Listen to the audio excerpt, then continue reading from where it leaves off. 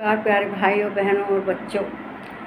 यह वीडियो हम ऐसे बना रहे हैं कि जिससे हमें अपने जीवन में सतर्क रहने की आवश्यकता महसूस होगी कि हमें क्यों सतर्क रहना चाहिए, क्यों हमें चालाक लोगों से बच के रहना चाहिए।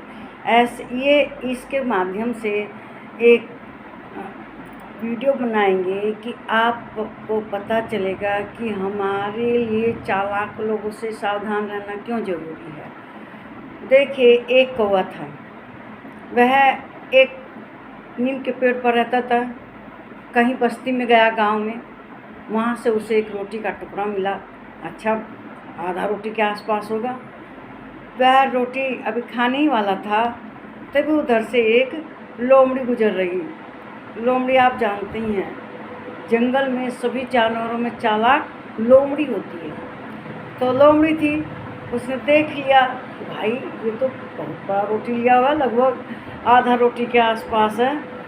चलो इसे बेवकूफ़ बना के इससे ले लेंगे। हमें समाज में भी बहुत से लोग मिलते हैं कि वो हमें बेवकूफ़ बनाने की कोशिश करने में लगे रहते हैं, जबकि वो हमारे से कोई मतलब नहीं रहता। लेकिन जब उन्हें कुछ बेवकूफ़ बनाने की होती है, बेवकूफ़ बना के समाज में बहुत से लोग किसी की ज़मीन भी लिखवा लेते हैं, बेवकूफ़ बना के बहुत कुछ कर लेता है। अपने बच्चों को आदमी ठुकरा देता है, उनको अपना मानने लगता है। तो ऐसा समाज में कभी नहीं करना चाहिए, क्योंकि अपने अपने होते हैं पराया। तो लोमड़ी से क्या संबंध है उसको, वो कोई संबंध नहीं है। लेकिन वो लोमड़ी उसके पास आती है रोटी का टुकड़ा देख कर और कहती है, कौवे भाई तुम तो बहुत अच्छा गाना गाते हो, तुम्हारी आवाज़ कितनी सुरीली हो। जबकि हम सब जानते हैं कौवा हम लोगों के घर आके आंगन में बैठ के बोलता है तो उसको सबको उड़ा देता है।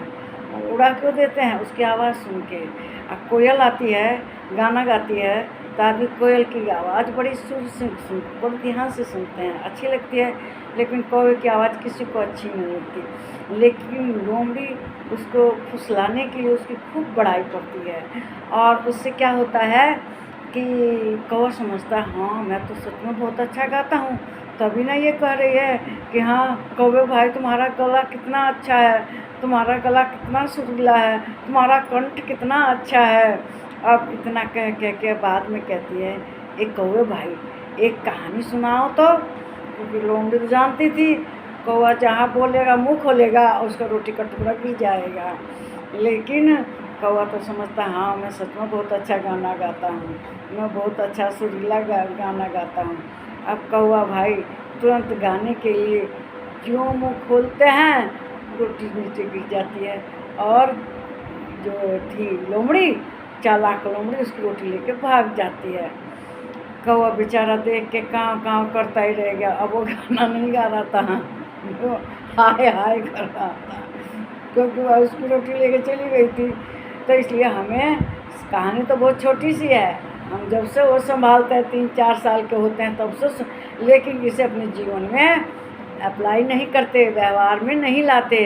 तो इस कहानी को हमें व्यवहार में लाना चाहिए कि भाई कोई हमारी झूठी बड़ाई ना करे और हम सच में ही काँव काँव करते रह जाए। काँव काँव का मतलब क्या है?